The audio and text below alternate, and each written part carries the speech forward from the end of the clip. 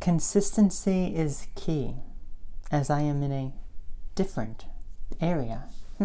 Not so consistent for the consistency video now, am I? But consistency is key. You know why?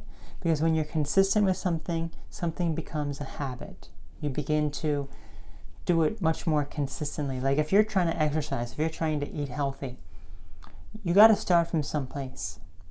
So you start from a place of, not being able to form a habit, and then you develop the habit, and then you become consistent with that habit.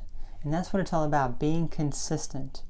Now, what's so important about this is that when you are consistent, when things are falling in line for you, that you are being consistent, what can you do with consistency? You develop new ways of going about your task, and you do it much more efficiently. Like imagine, a good example of consistency, not just with exercising or eating well or things along those lines, but if you have to go to work and you have to wake up at a certain time, you want to do certain things here and there, once you start getting into the pattern of actually doing it, guess what happens?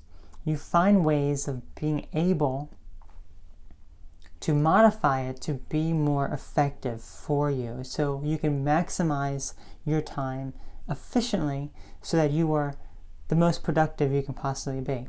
Now, sometimes people may, look, I gotta go to work, I'm gonna wake up, you end up waking up late, you end up having those sort of things. That ends up happening, it really does. But the bottom line is that you are consistent. You have something that you need to do at a certain time, and you get those things done. Now, I guess because I'm a very structured, organized person, maybe that's why I am like that.